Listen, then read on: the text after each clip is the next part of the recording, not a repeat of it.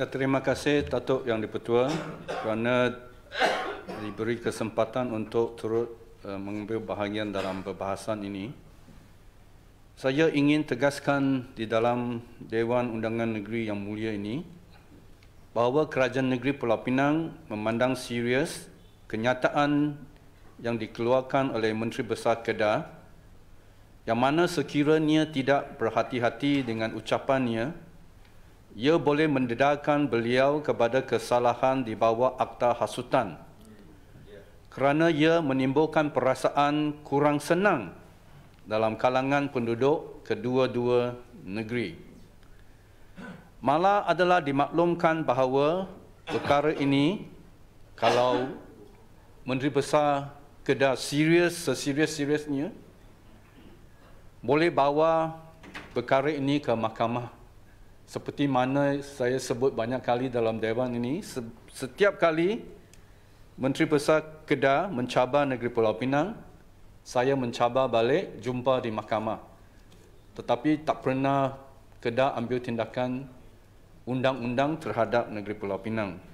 Isu ini sama sebab ia bukan semata-mata satu isu terhadap negeri Pulau Pinang, bahkan secara tidak langsung mempersoalkan kedudukan Yang di-Pertuan Agong sebagai penjaga kepada negeri-negeri yang tidak beraja.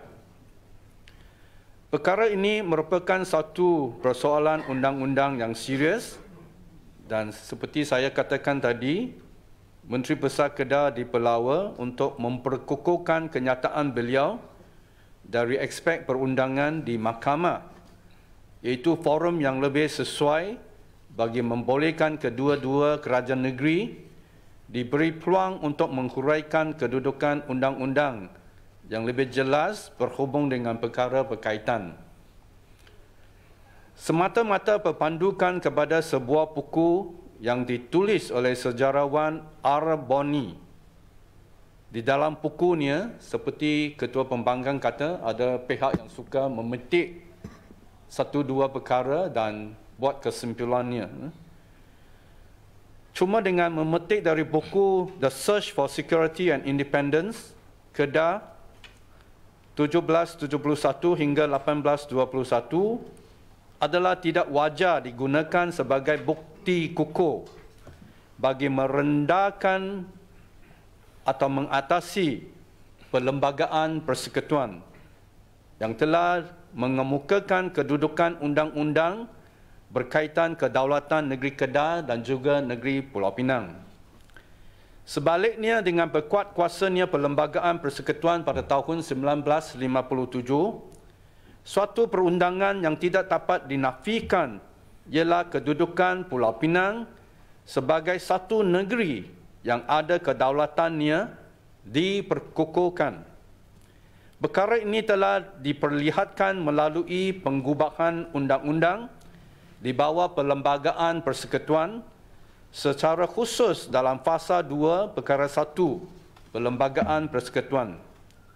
Selain itu, perkara Perlembagaan Persekutuan yang berhubung dengan status perundangan negeri-negeri yang bernaung di bawah Kerajaan Persekutuan, perkara 71 yang dibaca bersama jadual ke-8 Perlembagaan Persekutuan juga menjadi contoh yang menggambarkan pengiktirafan undang-undang yang diberikan kepada Pulau Pinang sebagai satu negeri yang ada kedaulatannya tersendiri selepas digugurkan statusnya sebagai negeri selat melalui proses kemerdekaan tersebut.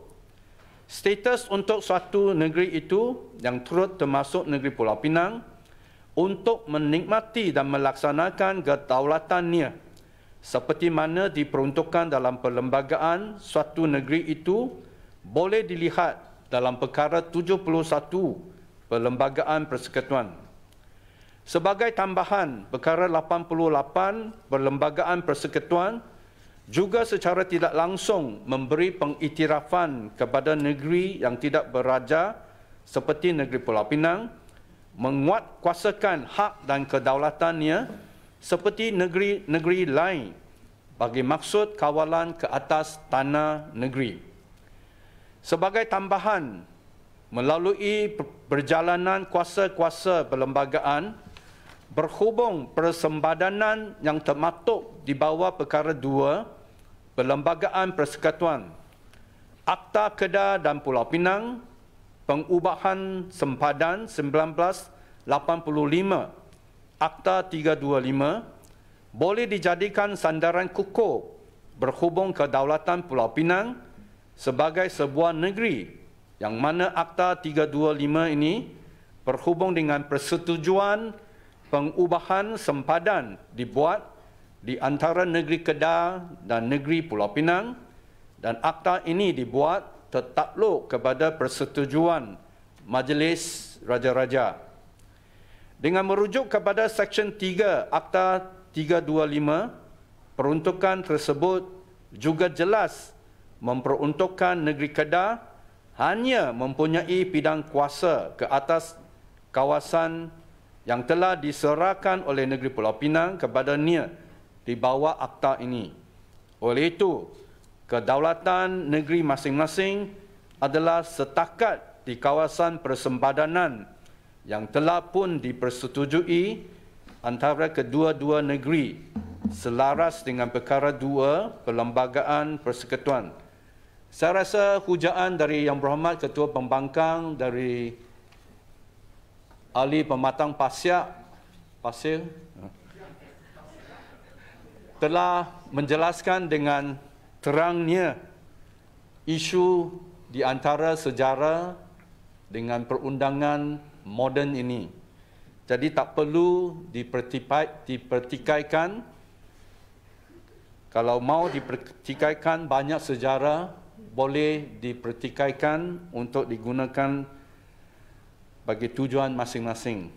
Saya lihat ini much ado about nothing.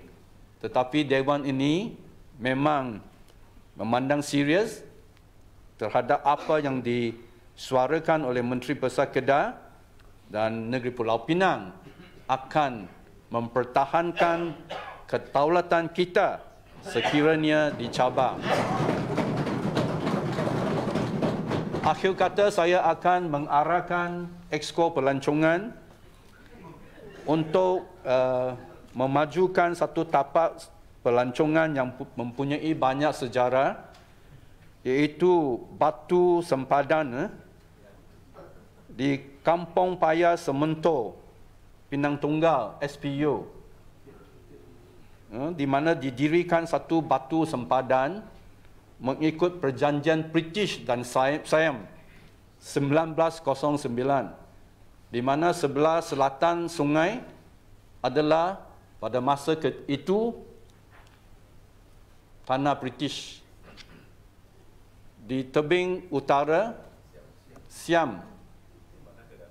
Itulah satu legasi yang penting dan mungkin boleh menjadi satu tapak destinasi pelancongan histori yang dapat kita melihat evolusi sejarah di negara Malaysia ini. Semua ini menandakan sejarah penjajahan negara kita yang tidak boleh kita banggakan. Tetapi sejarah tetap sejarah, dan hari ini kita menghormati, mempelajari apa daripada sejarah, pengajaran dari sejarah, tetapi pada hari ini kita terpanggil untuk mempertahankan perlembagaan persekutuan dan perlembagaan negeri yang kita berekar apabila mengambil duduk di Dewan yang mulia ini. Sekian, terima kasih. Terima kasih ahli-ahli yang berhormat. Rasanya kita berada dalam sesi penggulungan atas usul tanpa pemberitahu yang telah pun dibawa oleh Yang Berhormat Ayer Putih, dan saya nak persilakan Ayer Putih untuk buat penggulungan jika ada. Sila. Ya, ringkas saja. Terlebih dahulu saya ingin mengucapkan terima kasih kepada Datuk Yang Pertua dan juga kepada semua ahli yang berhormat yang telah mengambil bahagian membahaskan usul yang penting ini, yang sekali lagi menegakkan dan juga menekankan bahawa kedaulatan Pulau Pinang tidak boleh dicabar. Dan saya juga ucapkan terima kasih kepada Yang Amat Berhormat Ketua Menteri kerana menegaskan bahawa kerajaan negeri berdiri dengan tegas sebelah suara untuk memastikan bahawa mana-mana pihak, khususnya daripada Menteri Besar Kedah, jangan cuba untuk main-main dengan kedaulatan negeri Pulau Pinang.